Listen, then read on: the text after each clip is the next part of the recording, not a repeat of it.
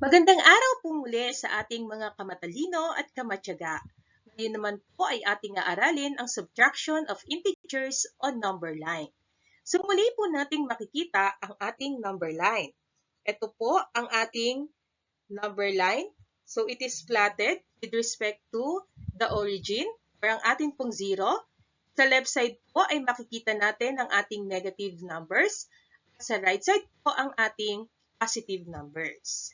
So, ito po ulit ang ating gagamitin sa atin pong subtraction of integers. Unahin na po natin ang positive numbers. So, when we subtract two positive numbers, move to the left as far as the value of the second number. Ibig sabihin daw po, kapag dalawang positive numbers daw po ang ating ipagsusubtract, mag-move lang po tayo pakaliwa, as far as the value of the second number. So, tingnan na po natin ang ating unang halimbawa. Subtract positive 6 from 3. Okay po? So, dahil po from 3, ibig sabihin po, yung positive 6, yun po ang isusubtract natin from 3. So, ang una po nating hahanapin sa ating number line ay yung positive 3. Pagkatapos po, mag-move tayo to the left ng 6. So, magbibilang lang po tayo ng 1, 2, 3, 4, 5, 6. Yan po. Makikita natin, 3 minus 6, ang naging sagot po natin ay negative 3. Tingnan pa po natin ang ating pangalawang example. Subtract 7 from 5. So, ibig sabihin po nun, yung 7 po ang isusubtract natin from 5. So, ang una po nating hahanapin ay positive 5. So, yan po ang ating positive 5. At mag-move daw po tayo ng 7 pakaliwa. So, ulit po, 1, 2, 3, 4, 5, 6, and 7. So, makikita na po natin, ang 5 minus 7 ay equal po sa negative 2. Sundan na po natin ang ating pangatlong halimbawa. So, subtract 5 from 8.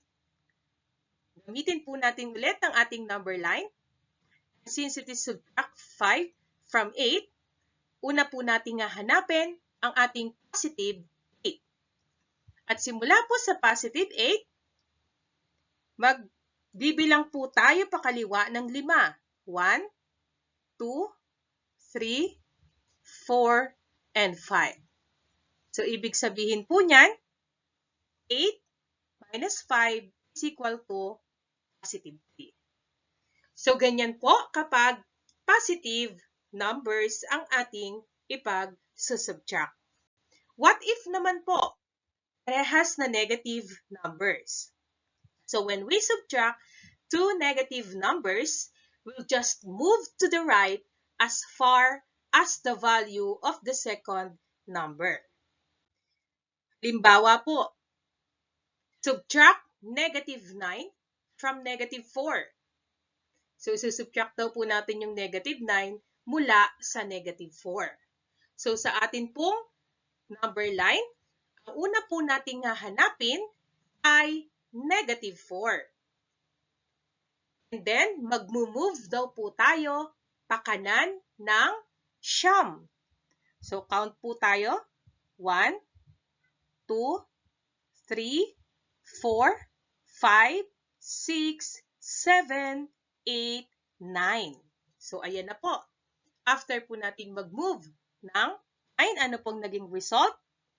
Negative 4 minus negative 9. Ang sagot po natin ay 5.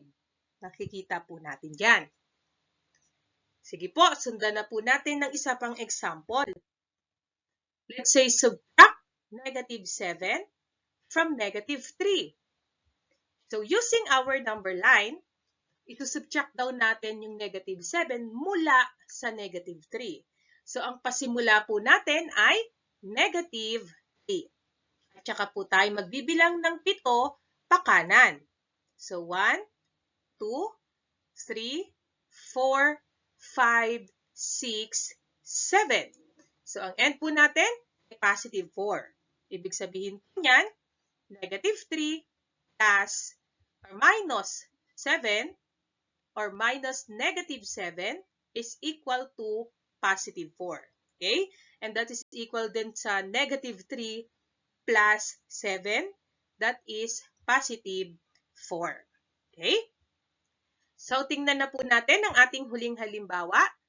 Subtract negative 10 from negative 7. So, dahil isusubtract natin yung negative 10 mula sa negative 7, ang una nating hahanapin ay negative 7. Pagkatapos, magbibilang tayo ng 10 pakanan. 1, 2, 3, 4, 5, 6, 7, 8, 9, and 10. So, simula po sa negative 7, nagbilang tayo ng 10 pakanan. Ang atin pong hinintuan ay positive 3.